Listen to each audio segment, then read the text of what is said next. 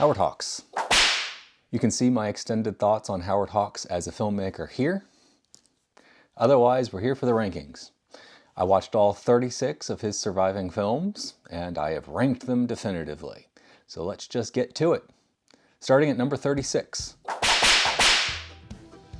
Yeah, this movie's not very good. It's late-stage Hawks. It's his Rio Bravo recipe done with racing, and it just doesn't work at all. It's obviously cut down from a much longer cut, and it just kind of doesn't gel in any way. I suspect a 3-hour cut would actually be fairly good, but as it stands, it's just not good. This is a remake of his earlier film Ball of Fire. Ball of Fire was written by Billy Wilder, but A Song is Born was not. It is not a good movie.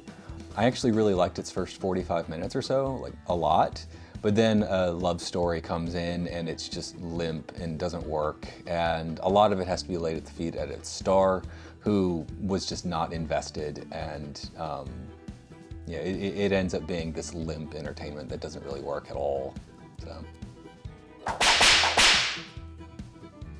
This comes from the early sound period. It's not technically a talkie, it just has music and sound effects, so it's effectively still a silent film, but it's mostly just kind of a not terribly convincing clash of cultures romance. It's kind of a weird film where the dramatics just don't really work. It's so, early sound, very early sound, and very early in Hawks' career. It's not a surprise this movie doesn't work very well. Here we have an early example of Hawks' typical film about two professional men and the women who come between them, and it weirdly doesn't work very well. Mostly because it's so short. It's weirdly short. The women end up a very large focus for a very long stretch, but then they kind of disappear in the end, which is all about the racing. The racing overall is pretty good, but ultimately this is just a movie where there is no real focus and there isn't enough time to really tell the whole story, so it ends up just being kind of, okay. This is the movie that ultimately led to Rio Bravo. Land of the Pharaohs was a huge disappointment, critically and commercially, and it's not hard to see why. It's very thin, epic. It's pathetically short for what it's supposed to be, and much like Redline 7000, I get the sense that there is some really long work print out there that makes the movie significantly better. But late stage sword and sandal epic, had to cut it down in order to get it into all the theaters at the right amount of time for the right number of screenings, and the shortcut just kind of ruins everything. This one is interesting. Air Force is a literal piece of propaganda made at the behest of the US government in the early days of World War II. But it's also an example of Hawks' Brotherhood of the Skies films. Those were always very important to him. And the first 2/3 of it is really solid Brotherhood of the Skies stuff. There's actual drama, it works, there's a lot of process that he digs into, but then the needs of propaganda just kind of take over in the final act, and it kind of dovetails into this we gotta win it direction that the rest of the movie leading up to it didn't really need. And so it's kind of a weird movie. I don't hate it or anything, but it's kind of weird. Now this is Hawks' first surviving film. It's not his first he made, that would be Road to Glory, which is Lost, but this is his first surviving film. And it's this very broad silent comedy, and it's okay. It has a lot of the issues that a lot of silent films have, where characters end up being very, very broad, without any real specifics around them, but the comedy is amusing, and there's this fun back and forth between the ancient prehistoric world of an Adam and Eve and the modern Adam and Eve who are going through similar things, and it's amusing. It's not good, but it's slightly amusing. Next is Hawks' final film. Rio Lobo is another remake of Rio Bravo. The remake doesn't actually appear until very late in the film, but it's ultimately kind of this compromised work where the production didn't quite go as it should have. Hawks ended up hating his leading lady and diminishing the role, which makes the ending weird because she should be there. But it's got charms. Wayne is fun. He's very old for the role, but he ultimately kind of pokes fun at himself through it, and it's amusing. It's not good, but it's amusing. Big Sky is interesting. I see it as a boys' adventure novel version of Red River, where it's an older and a younger pair going off into the wilds to do a big adventure. My problem here is that there really are one too many main characters. There are essentially three, and I feel like two of them serve the exact same narrative function. They're both older, grizzled men, and it just doesn't quite work. They kind of occupy the same narrative space, while the third main character is actually the actual main character, but we have to spend so much time with these other two. It just kind of undermines everything. The movie looks really good. They filmed a lot outside, which is always welcome, but ultimately it just doesn't quite work. This is kind of a weird one. It's based on a novel that is much more lurid in its portrayal of San Francisco in the 19th century, but having to pass the Hays Code, the film ends up very soft and very, all of the hard edges have been sanded down to almost nothing, so that stakes feel very low, characters feel very undefined. It's a weird one. It doesn't quite come together like it should. It feels like it needs to be much more harder edged, something that the Hays Code would never have allowed, so, it never quite works. But the production is really good, the acting is really good, so it ends up this kind of mix where it doesn't really work, but it should, but it ultimately just doesn't. This is a film that I was very much of two minds on.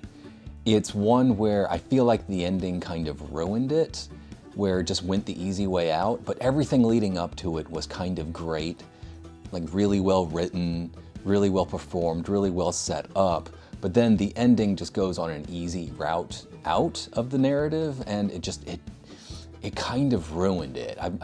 It's rare to find an ending that I dislike as much as I like for Criminal Code, but overall the movie's okay, almost pretty good, because so much of what comes early is so good.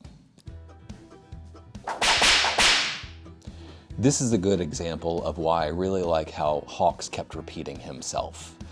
Tiger Shark is just another entry in his cycle of movies about professional men in a dangerous profession and the woman who comes between them.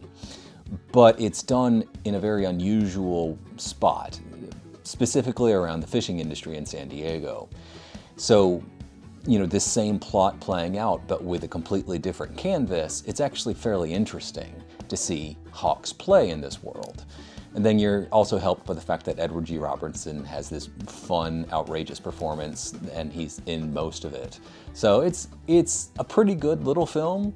It's far from my favorite Hawks. It's far from my favorite of his cycle of professional men in a dangerous profession, but it's solid. It's actually pretty good.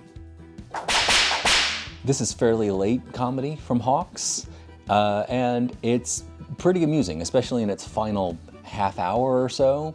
I think the first hour needed real tightening, and it's kind of weird to see Cary Grant not at all try a French accent, but it's a farce. It's kind of in the vein of a Lubitsch or a Wilder, with an emphasis on cross-dressing and masquerade. But it's light, it's easy, it's amusing, it's very, very broad, and I like it. It's pretty fun. Another one of Howard Hawks' silent films. It's another comedy, this time full of mistaken identity. And it's another one that's just very broad, kind of not helped by the fact that it's silent, so making the characters very specific is very difficult. But it's an amusing little film. It's not great, It's not the greatest of his early period or anything, but it is a solid, melodramatic, romantic comedy that just, flies by and puts a smile on your face. It's not hard, it's fun. The original form of the story that Hawks would later remake as A Song is Born, Balls of Fire, was written by Billy Wilder, and it is not typical Wilder. It's closer to Hawks, although it doesn't really belong with either of them completely. But it is a witty little comedy. It is an example of star power just being really appealing as Gary Cooper and Barbara Stanwyck get paired together and have real chemistry. It's a fun, witty little thing. I think it leaves a bunch of comedy on the table. There are 7 professors who are supporting characters, and I don't think nearly enough is done with them. But otherwise, it's an amusing little movie. Absolute bread and butter Hawks. Ceiling Zero is just another story of men in a dangerous profession and the women who come between them. He would later effectively remake this movie as Only Angels Have Wings, but this is a very solid adventure story. I think characters really needed to be deepened in order to kind of take it from good to great, but otherwise it is just a solid tale of men doing something dangerous, self-sacrifice, Brotherhood of the Sky stuff. It's good, it's solid, it's good Hawks. Another one of Hawks' silent films. This is kind of an interesting variation on his typical structure. The focus is very much on the 2 men. It's very much a story of a bromance, of 2 men looking out for each other. 2 men working on the high seas, becoming real friends. The characters are shockingly specifically drawn in this, and one has to defend the other from a conniving woman who's out to steal all of his money. It deftly balances this tone between drama and comedy, and it actually works fairly well. I was actually kind of surprised by this film. It's pretty good. It's a bit of a lost gem. Another Hawks comedy. This is really a standout performance for Ginger Rogers. Cary Grant is fun. The story of him making a formula that brings youth back to older people is amusing, but Ginger Rogers really gets to showcase her physical talents, and she's kind of awe-inspiring. The story around her and Cary Grant is amusing. It's very, very broad. Marilyn Monroe has a fun little supporting performance. And there's not a whole lot else to talk about it other than Ginger Rogers is the absolute star of this film. I've seen it like a shocking number of times, kind of randomly just on television, and it always entertains me. It's a fun little movie. It's not the height of Hawks' work, it's not the height of Hawks' comedy, but it is very solid, very fun. Hawks made this right after the failure of Red Line 7000, and it makes sense. It is the first almost direct remake of Rio Bravo, and it very closely matches. The problem, again, I think this movie's pretty good. You can see where it is in the list and what I've been saying about the previous films. The problem is that it has too many characters in too little time. It kind of ends up overstuffed, where Rio Bravo kind of gets to take its time and discover characters through a languid pace. El Dorado just kind of feels overstuffed, and it's a bit frustrating that way. But otherwise, it's got a lot to recommend it. James Caan is fun, and Robert Mitchum is actually a very good performer in this. He's a good actor in general, of course, but it's a solid film. It's just, it is a remake of Rio Bravo and a bit of a step down, that's all. No, not the Lost Silent one, the sound one he made a decade later. This is an interesting look at World War I. On the one hand, it is a very hard-edged look at trench warfare. It's very much the Brotherhood of the Trenches instead of Brotherhood of the Skies. But at the same time, he introduces a subplot about the main character's father, kind of late in the film, and we end up with these dueling subplots that don't really undermine each other, they just kind of overlap each other, and I don't think they really add to each other. So I feel like if he had kept to one or the other, really I don't have a huge preference for either, but if he had just kept to one of them through without distraction, I think he would have had a great World War I movie. Instead, it is this very good look at trench warfare as well as family dynamics, when it probably should have just been one or the other. But it is pretty good. It's girls. Man's favorite sport is girls. This is another late stage Hawks, and it's something of a slight remake of Bringing Up Baby, very slight, kind of like how, he just kind of used the same basic plots and characters over and over again. It's very similar to Bringing Up Baby in terms of the romantic comedy. He was originally trying to get Cary Grant and Katharine Hepburn back, but Cary Grant just quit the film when they hired a woman 34 years his junior to play his leading lady. And so they hired Rock Hudson, and Rock Hudson plays a man completely out of his depth, a salesman at an outdoors shop who has to go outdoors to actually demonstrate things, and he has pratfalls, and there's romance, and it's obvious, and it's fun. It's actually a fairly fun little gem of a film. This is an absolute delight and one of the weirdest entries in Howard Hawks' entire filmography. A complete celebration of greed and wanting nothing other than to be rich. Gentlemen Prefer Blondes is just a vehicle for Marilyn Monroe to demonstrate that she had real star power. She's actually playing a supporting role to Jane Russell, who is also very fun in her role, but it's Monroe who really steals the show and has kind of the best musical numbers. Hawks didn't actually direct the musical numbers, but it is a very fun look at social climbing, and it is unabashedly an effort to marry rich, and it's, you know what, you got to take it in the spirit that it's given, and it's given in a very fun spirit. So it's something of a gem. I kind of love it. This is probably the most interesting in terms of backstory, in terms of production from Hawks' career, because he was fired 75% of the way through it by Samuel Goldwyn and replaced with William Wyler. But all that really matters is the actual film itself, and the film itself is this surprisingly penetrative look at getting old and letting go, anchored by a bunch of wonderful performances by very professional actors. It also gives us this wonderful view at a very particular industry, the logging industry in Minnesota, that is very specific to a time and place that he recreates wonderfully well. But it's also something of an American epic on a small scale, and it actually works really well, which is just really surprising considering the production history, but very much worthwhile. This was very much intended as propaganda, an effort to get American men to sign up for World War II service, but it's a very good drama as it stands. Gary Cooper shines as the innocent farm boy, Alvin York, who has to go to war and wrestles with his conscience about having to do violence in order to do good, and it works really well, and it's a wonderful showcase for Hawks' professionalism and how he can create sequences from just intelligent filming and editing.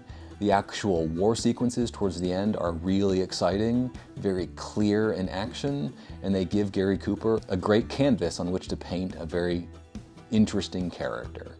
So it's very much worthwhile.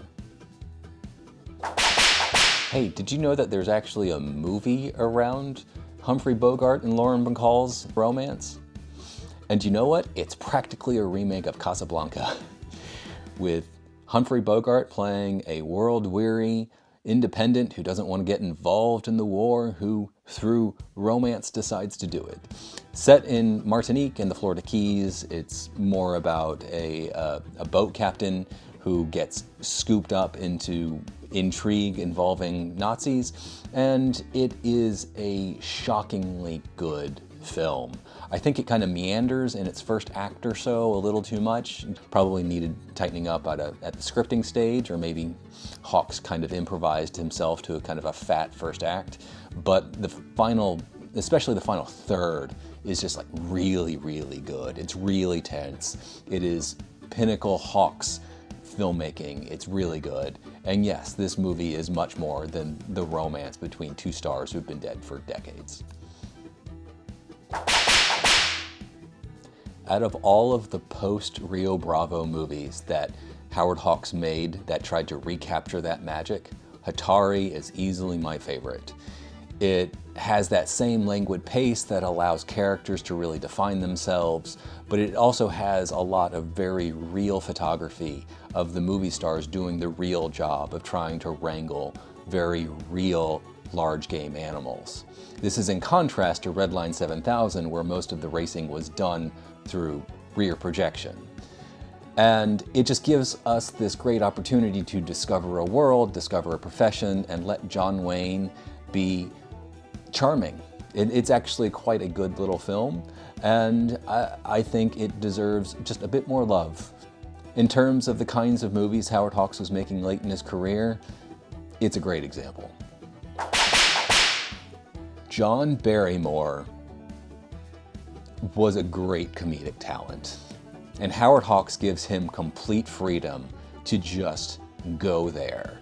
This is such a manic, marvelous performance in a very tightly edited comedy set in a very small space mostly. And it is a real gem of just manic comedic energy.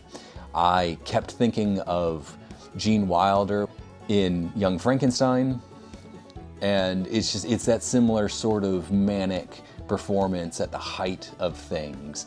And Barrymore was just so much fun to just watch as he just lost control. So yes, it is an absolute hidden gem, and please, whoever owns the rights, can we get an American Blu-ray copy? I really want to own this. This is an interesting one.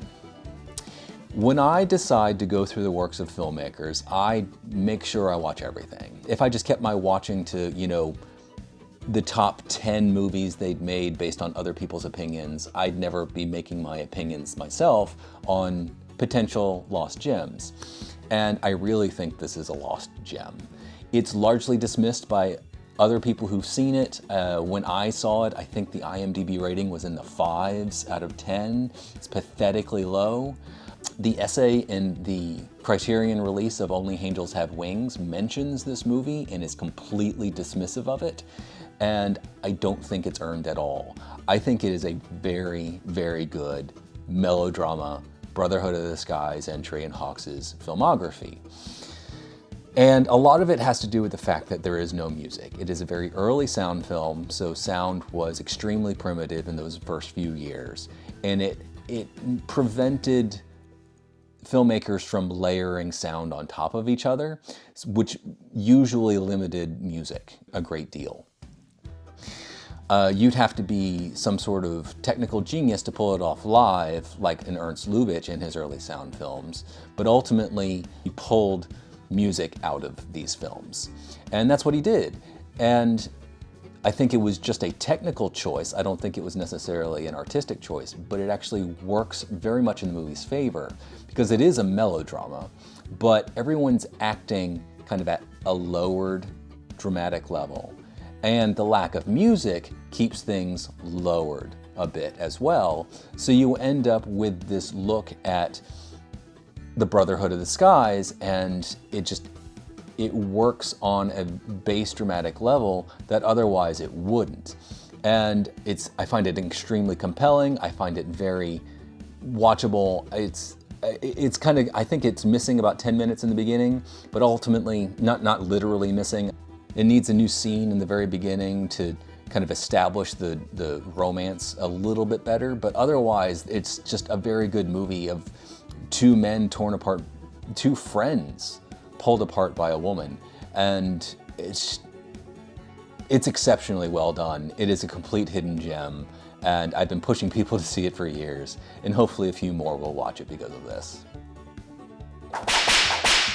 Paul Mooney was the actor's actor in the 1930s in Hollywood, and it's not hard to see why.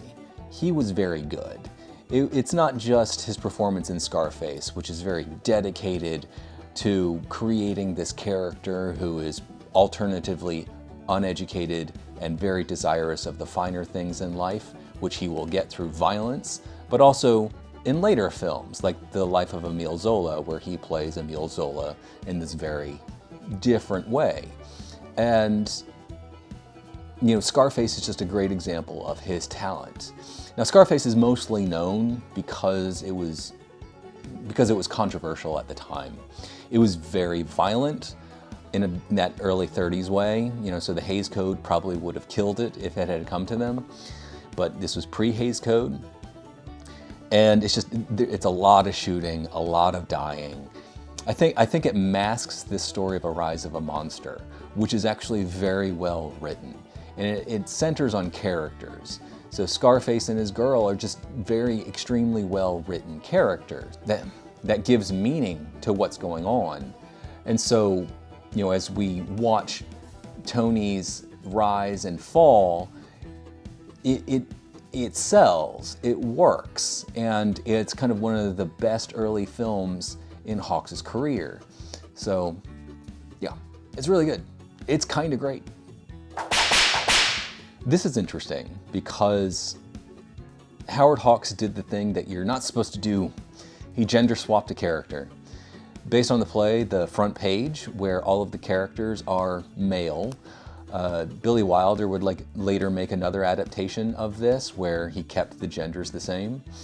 But here he changes Hildy from a man to a woman, and he creates this wonderful relationship between Rosalind Russell and Cary Grant, which he manages through very long takes where everyone is speaking extremely quickly. And it's just very witty dialogue delivered very quickly. And it's all done in service of an actual story.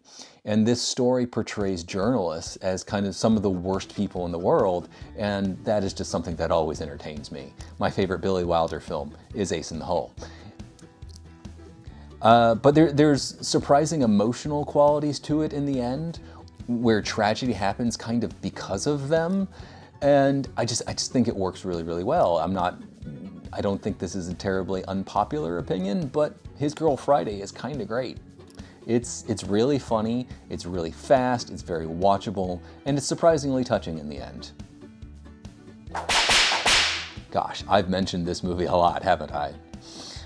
Rio Bravo I think it's Quentin Tarantino's favorite film, and I completely see why. This movie is great. It is this long 2.5-hour look at a very specific situation, a very specific contained plot, and it just gives us time with characters to really get to know them. And, long scenes of people talking while danger's just around the corner just ends up working really well here. And, you're relying on star power a lot, which ends up, Hawks knows how to manage very well. And it just ends up this wonderful confluence of elements that becomes this incredible hangout movie where, it feels like you're hanging out with interesting, likable people that you want to spend time with. And then you're put into danger with them and they have to get out, and it's exciting. So it's kind of the best combination of character-based storytelling and adventure storytelling all in one. And it's a wonderful film. I absolutely love it. This is Howard Hawks' first surviving sound feature film, and it's great. I absolutely love The Dawn Patrol. I've never seen the remake with Errol Flynn, but this original by Hawks is this very kind of nose to the ground, very focused tale of the Brotherhood in the skies in World War I. And, I love Today We Live. I think Today We Live is an unsung gem in his career, but The Dawn Patrol is kind of the best military-focused aviation movie he made. The actual bond between pilots is so fantastic. Within the context of the Allied forces, it works really well with very specific characters, but then how he portrays it cross-nationally at the same time through a captured German pilot, that once he's out of the plane, he's just a member of the Brotherhood, and they're happy to celebrate with him. And so it's this movie that kind of embraces complexity of, you know, brotherhood in a larger world that is largely out of their control. And it creates this emotional connection, especially towards the end, the German pilot doing something that is emotionally resonant on a wonderful level. And this movie is great. Do check it out. The Dawn Patrol is great. I don't think I have much more fun with any noir than I do with The Big Sleep. I'm not sure it's my favorite noir. The Big Heat by Fritz Lang is really, really great, but The Big Sleep is just fun. And a lot of it has to do with the twisty-turny plot, which ultimately doesn't seem to matter, and Humphrey Bogart's central performance. Of course, Lauren Bacall is in it as well, but you've got a bunch of supporting performances as well that create this world of shadow, and Bogart has this detached way to navigate it, and it looks fantastic. It's some of the most beautiful black and white photography of the era. It's Sam Spade just navigating this mystery and this world that he has to get to the center of, but, you know, never feels emotionally attached to it, which creates this wonderful, amusing element. And it's a very fun noir. It's one of my absolute favorites. And it's kind of a great example of how Howard Hawks was this great chameleon director. Because again, this movie looks nothing like Rio Bravo. It looks nothing like The Dawn Patrol. It very much looks like a noir, which he didn't translate to everything else, but he just walks in and makes it work. And he never made another noir. This was his only noir, and it's great. It's absolutely great. That doesn't happen by accident. Hawks was really good at this. This might be the best example of Howard Hawks improvising with his actors. Cary Grant and Katharine Hepburn loved working on this movie so much, they would show up early to set just to figure out new comic business to do. And Bringing Up Baby is full from beginning to end with comic business.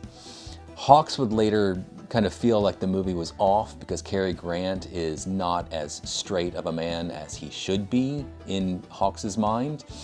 You know, you kind of need that straight man on which to bounce comedy off of. But I don't think that's necessarily true in this case, because, you know, the manic performance by Grant and the manic performance by Hepburn ends up bouncing off of almost everyone else. And so their manic antics become this thing to just observe through other characters' eyes, and I think that's kind of what makes it really funny. Them going from group of characters to group of characters, ultimately settling around Hepburn's family, just creates this wonderful dynamic where, like, the absurd just kind of builds on itself, and it's great. And I laugh all the way through it. I think the movie's absolutely hilarious. It's pure star power.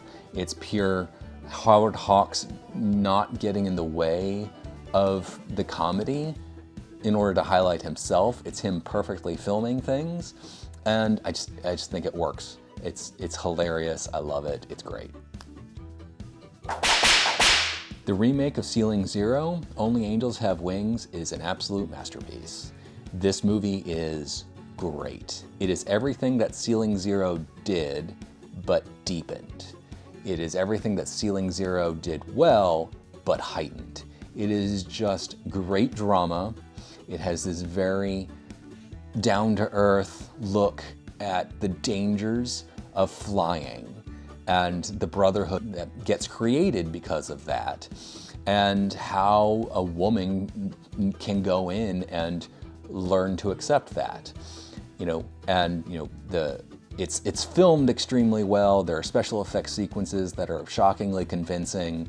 And again, star power used perfectly, with Cary Grant and Jean Arthur perfectly playing off of each other, while a very large supporting cast helps push subplots along, and all the subplots feed each other and feed into the central plot to create greater meaning. It's a fantastic drama. It is a great film. I absolutely love it, and is one of my absolute favorite Howard Hawks films. It's very much worth discovery. And finally, Red River is my absolute favorite Howard Hawks film. I absolutely love this film. The look at cattle driving, the dual performances between John Wayne and Montgomery Clift, the generational subtext of it all, where, you know, a man created an empire and his vision of the empire becomes stodgy, and so the next generation has to find a new way, and the conflict between them while they're on the road trying to complete this cattle drive is absolutely fantastic. And this is the performance that convinced John Ford that John Wayne could act. And John Ford had been directing John Wayne since the very early Sound days. He had a small supporting role in the movie Salute. And it's great. It's absolutely great. It's this great, angry, deeply wounded performance from Wayne. And it's told within this story that is massively compelling. It is almost Fordian, kind of feeling like the creation of a nation thing, which Ford did a lot, but told specifically through the eyes of a cattle rancher looking towards the future as the past drifts away. It is a great film. It is my absolute favorite Howard Hawks film, but the very top of this list is very dense with movies that I absolutely love. So that's it. That is the definitive ranking of Howard Hawks films. All 36 of them, well, all 36 surviving films, told in order from worst to best. Do you agree? Let me know.